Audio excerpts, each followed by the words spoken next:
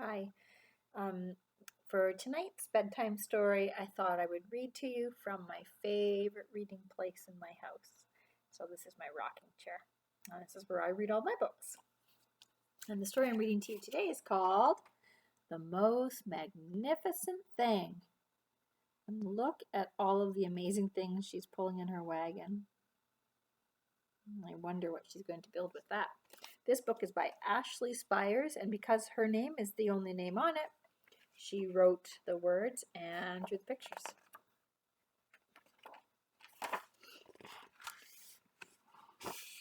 The most magnificent thing. It's a cute little page. This is a regular girl and her best friend in the whole wide world. They do all kinds of things together.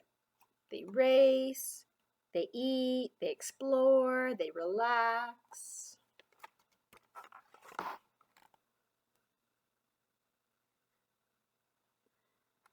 They live in the city, don't they?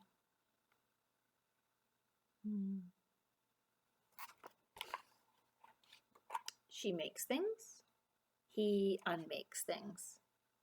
And one day the girl has a wonderful idea. She is going to make the most magnificent thing. So do you see her making things? And then he's unmaking them. Uh-oh. But then she has an idea.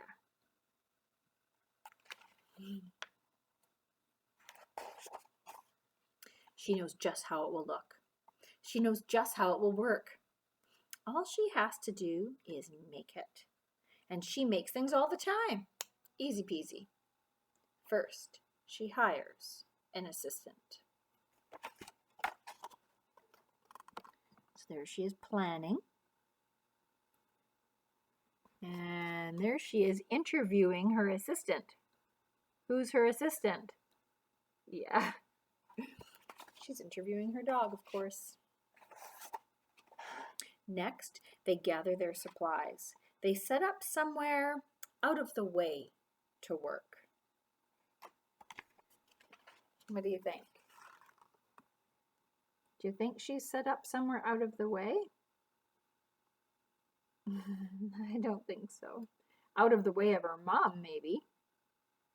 But not out of the way of all the people that live on the street.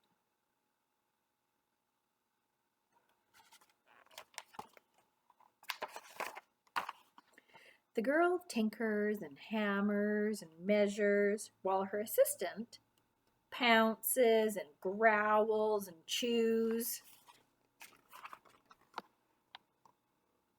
Yeah, he sure is. Look at him. When she's finished, she steps back to admire her work. She walks around one side. Her assistant examines the other side. It just doesn't look right. Her assistant picks it up and gives it a shake. It doesn't feel right either. They are shocked to discover that the thing isn't magnificent or good. It isn't even kind of, sort of okay.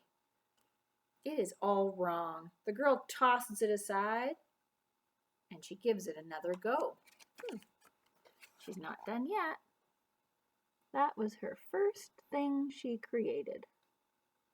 But she's not satisfied, so she's going to try something different. She smooths and she wrenches and she fiddles. Her assistant circles and tugs and wags.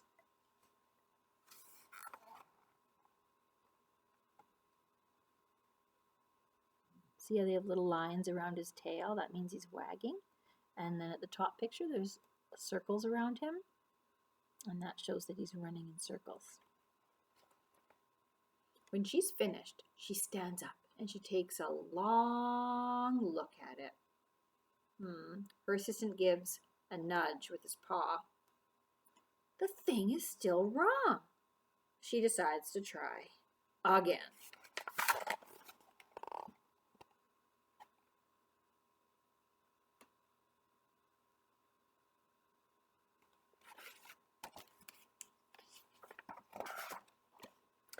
The girl saws and glues and adjusts. She stands and examines and stares. She twists and tweaks and fastens. She fixes and straightens and studies.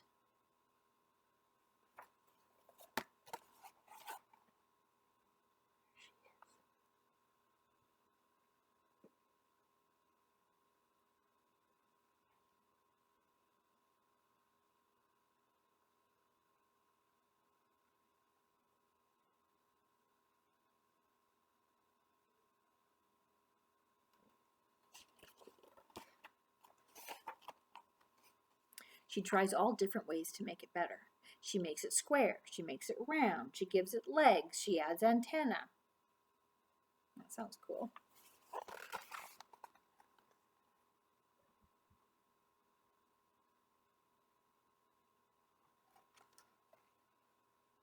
She makes it fuzzy. She makes it long, short, rough, smooth, big, small.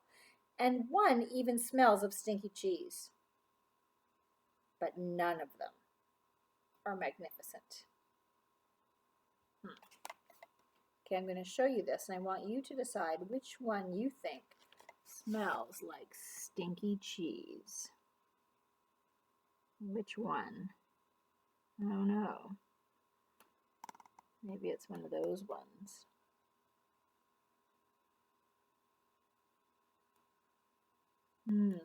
She's made some neat stuff, hasn't she? Her hard work does attract a few admirers, but they don't understand.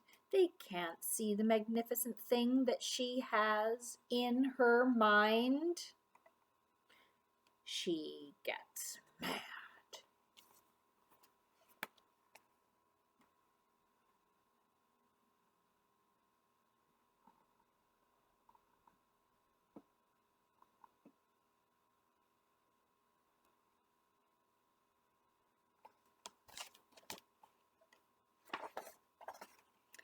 The angrier she gets, the faster she works. She smashes pieces into shapes and she jams parts together and she pummels the little bits in.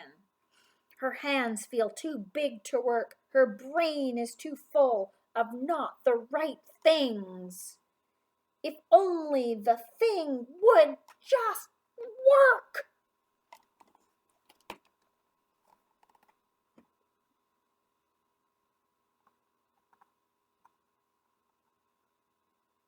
I think that little storm cloud above her head is supposed to show us that she is mad.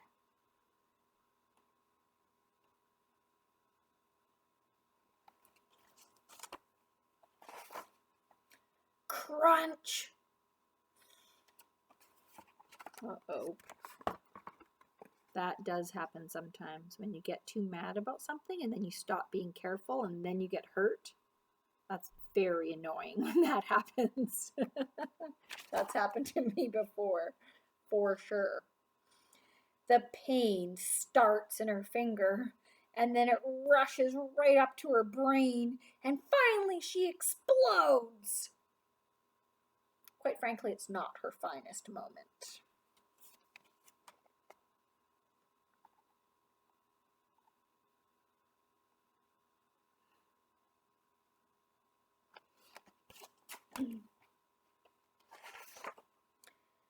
I'm no good at this. I quit.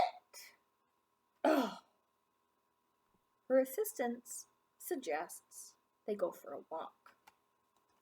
That's actually a very good plan. Do you remember one of the things in our Calm Down book is go for a walk? Right? Walk to the fish tank and back, take a minute, calm down. That is a very good idea for calming down. And that's true with me too. The only thing that calms me down when I have allowed myself to get so frustrated about something that I can't even think straight anymore, go for a walk. Calm down, just go for a walk. And I usually start the walk off really mad. And I'm stomping, right? And then the longer the walk goes on, I start to calm down. Usually I can hear birds because I usually walk down our cul-de-sac and then it leads into the woods. And I can go into nature. And then by the time I'm ready to turn around and come home, I'm like, I almost forget I was even upset. Like I've calmed right down.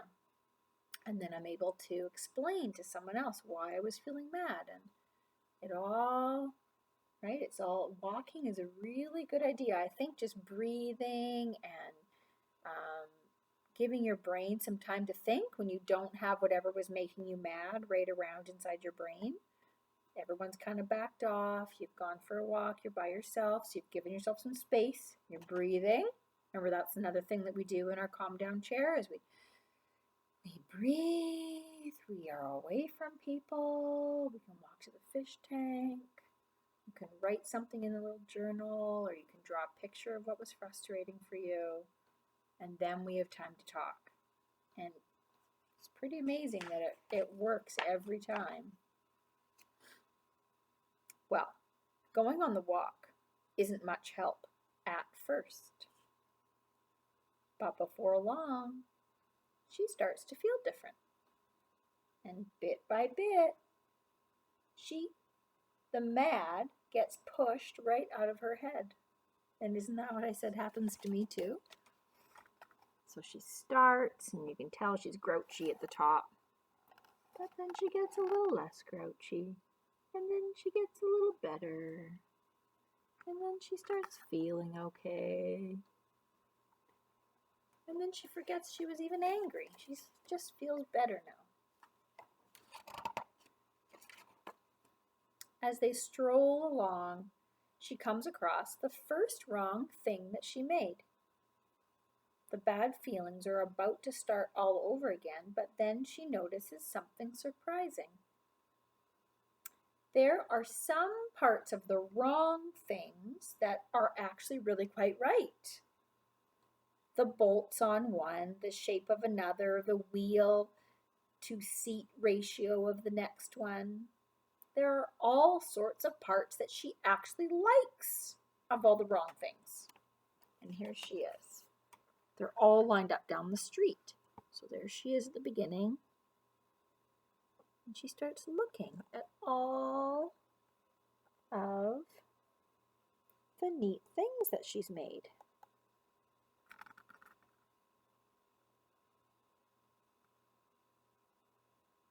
And she's like, that's a long line of stuff, isn't it? She says there's actually some good parts. It's not all bad. By the time she reaches the end of the trail, she finally knows how to make the magnificent thing. She gets to work. She works carefully and slowly, tinkering, hammering, twisting, fiddling, gluing, painting. Her assistant makes sure there are no distractions. So one person says, I'll show you who's talking. He says, "This is the perfect thing to ward off bears." I don't know how. And then this person says, "This will stop that leak." And then this little guy says, "This one's all wet." Yeah, no kidding, you're probably dumping, well, I don't know. Maybe the dog peed on it. I thought he had a juice box in his hand, but that's the thing, and it's all wet. I think that was the dog's fault. The afternoon fades into evening, and finally she finishes. She alerts her assistant, who I think fell asleep on the sidewalk. She's like, "Wake up, it's ready." Let's see what she built. And then what is she going to use it for? This magnificent, amazing thing. The pair take a good long look. It leans a little to the left, and it's a bit heavier than expected. The color could use a bit of work, but it's just what she wanted. They climb aboard and they take it for a spin. They are not disappointed. It really is the most magnificent thing.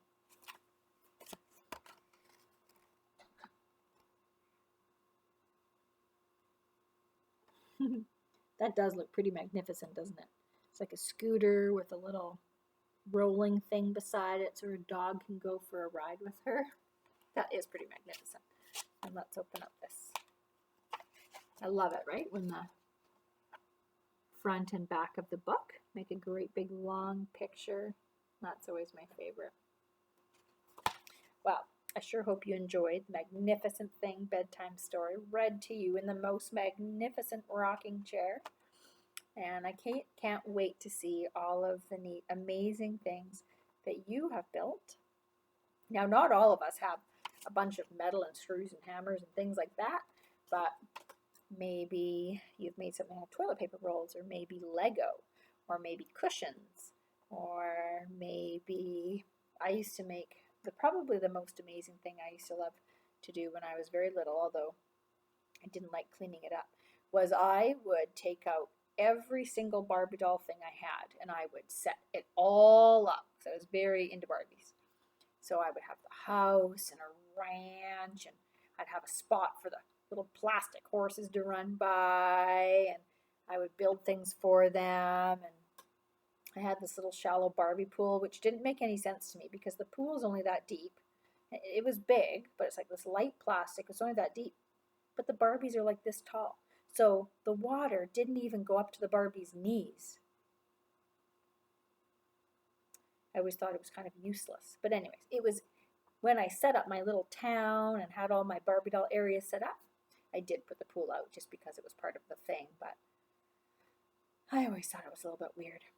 But then I would make beds for them out of old Q-tip boxes, maybe decorate it and put a little towel over it so it looked like a bed. And we tried to make furniture out of different recycled things around the house, and sometimes we'd tape them together, glue them, or create a tent somehow for them to go camping, and that was always a lot of fun too. And I've seen a lot of Lego creations lately that look pretty amazing, and a lot of outdoor areas that people have set up or found in the woods and added on to. So I can't wait to see some of your amazing, magnificent things. Have fun.